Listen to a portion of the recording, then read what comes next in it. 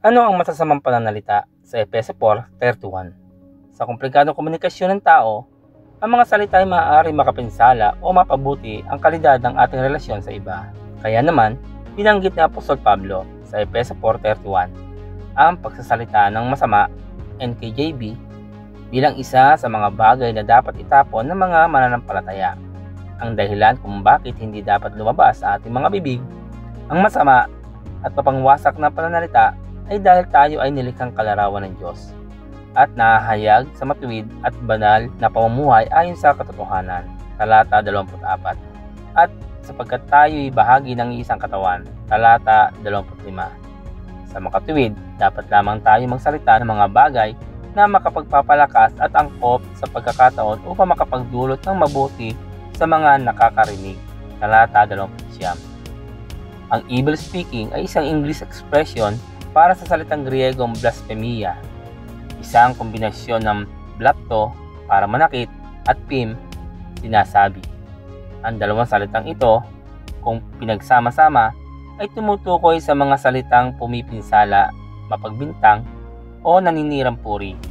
Upang maunawaan ang buong kahulugan nito, dapat nating isalin sa konteksto ito kasama ng iba pang negatibong katangian sa Efeso 4:31. Ang sama ng loob, puot, galit at sigawan ay nagmumula lahat sa isang pagalit at nagkakabahabahaging kalooban na dulot ng pagmamataas at pagiging makasarili. Ang masamang pagsasalita ay ang pandiwang pagpapahayag ng gayong puso, nagbubuga ng mga salita na sumisira sa mga reputasyon, nagpapanatili ng kasinungalingan at sumisira sa pagkakaisa sa loob ng katawan ni Kristo. Ipinaaalala sa atin ng Kawikaan 18:21 na ang buhay at kamatayan ay sa dila nakasalalay. Makikinabang ng bunga nito, ang dito ay nagmamahal.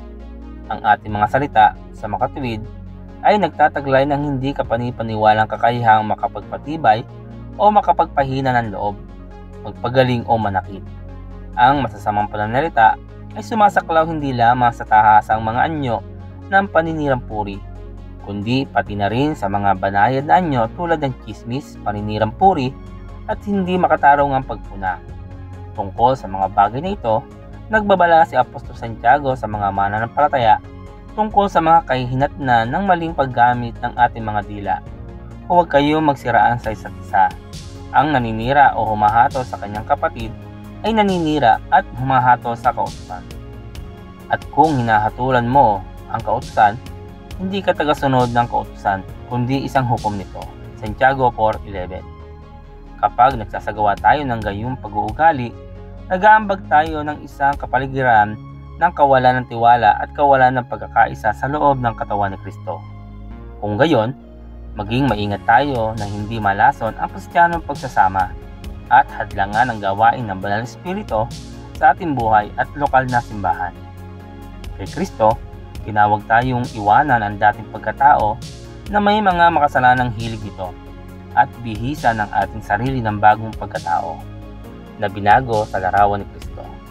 Huwag kayong magsisinungaling sa isa't isa sapagkat inubadan ninyo ang dati ninyong pagkatao, pati ang mga gawa nito. Isinuot ninyo ang bagong pagkatao na patuloy na nagbabago at nagiging kalarawan ng Diyos na lumikha sa inyo upang lalo ninyo siyang makilala. Colosas 3:9-10. Ang pag-alis ng masasamang pananalita ay ang pagtatalaga ng ating isang buhay na nailalarawan sa pamagitan ng biyaya, pag-ibig at pagpapatibay. Colosas 4:6, Efeso 4:32. Ang pagtugon sa issue ng masamang pagsasalita ay hindi lamang isang pagsasanay sa wika. Sa kabaligtaran, meron itong malalim na implikasyon para sa ating pang-araw-araw na pakikipag-ugnayan. Bilang mga mananampalataya, tayo ay mga embahador para kay Kristo. Taglay ang kanyang pangalan at reputasyon sa mundo. 2 Korinto 5:20. Kaya, ang ating pananalita, kapwa sa loob ng simbahan o sa labas ito, ay dapat magpakita ng katayuan ng ating tinubos na buhay.